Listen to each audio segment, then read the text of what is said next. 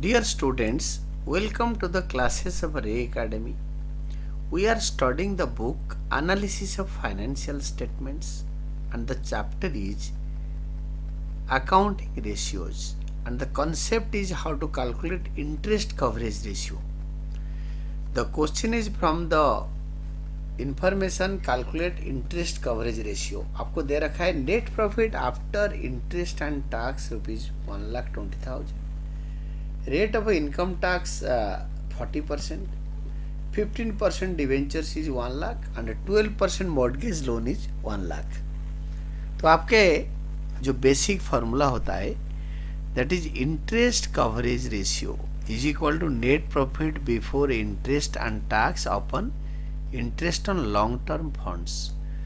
यहाँ पे interest after they रखा है, बिफोर के लिए प्लस करोगे इंटरेस्ट एंड टैक्स एंड मतलब वो भी प्लस करोगे दोनों. इंटरेस्ट पेमेंट होने के बाद प्रॉफिट से जो प्रॉफिट बचता है उसका 40% टैक्स पे हो रखा है. अभी ये जो फार्मूला है ये बेसिक फार्मूला होता है, जनरल फार्मूला. इसको आपको क्वेश्चन के अकॉर्डिंगली बनाना पड़ेगा. Profit after tax plus interest plus tax, क्योंकि before if I talk in mathematics the literature before is plus and is plus. Then divided by interest, numerator denominator में interest आएगा on long term funds. इसको और भी खोल दो फार्मूले को क्वेश्चन के अकॉर्डिंगली. तो profit after tax plus interest दो टाइप का होता है, interest on 15% debentures and interest on 12% mortgage loan. ये न्यूमरेटर और डिनोमिनेटर दोनों में आएगा same thing. Plus 40% tax on net profit before tax. Net profit before tax जितना अमाउंट होगा उसका 40% टैक्स जाएगा. Now calculate. आपके नेट प्रॉफिट आफ्टर टैक्स दे रखा है 1,20,000. देन आपके डिवेंचर 1 लाख का 15% ये न्यूमरेटर में आ गया, प्लस मॉर्गेज लोन भी 1 लाख का 12%. ये न्यूमरेटर डिनोमिनेटर में इंटरेस्ट दोनों जगह पे न्यूमरेटर में ऐड होगा, डिनोमिनेटर में डिवाइड होगा. और आपके 40% टैक्स चला गया तो आपके 60% रह गया प्रॉफिट, क्योंकि इंटरेस्ट जाने के बाद जो प्रॉफिट आता है उसका 40% आप टैक्स देते हो. तो नाउ सी 60% प्रॉफिट आपके बचा है. 100% अगर प्रॉफिट होता है 40% टैक्स जाता है, तो 60% के लिए 1,20,000 यूनिटरी मेथड ले लिया. तो 1,20,000 डिवाइडेड बाई 60%, तो 1% के लिए आ जाएगा. इंटू 40 मल्टीप्लाई करूंगा तो टैक्स आ जाएगा. इंटू 60 मल्टीप्लाई करूंगा तो प्रॉफिट आफ्टर टैक्स आ जाएगा 1,20,000.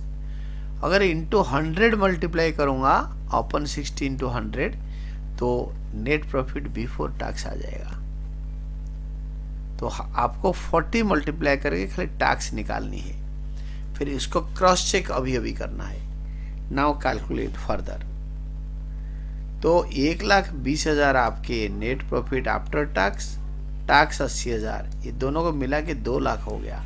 2 लाख का 40% 80,000 ही होता है. 2 लाख का 40% 80,000 होता है. अगर 40 मल्टीप्लाई करा तो आपका आ गया टैक्स. 100 मल्टीप्लाई करोगे तो 2 लाख आ जाएगा, that will be net profit before tax. अगर इंटू 60 मल्टीप्लाई करोगे तो नेट प्रॉफिट आफ्टर टैक्स आएगा 1,20,000 जो आया है. और न्यूमरेटर डिनोमिनेटर में 27,000 इंटरेस्ट ऐड करोगे, न्यूमरेटर में डिनोमिनेटर में डिवाइड करोगे.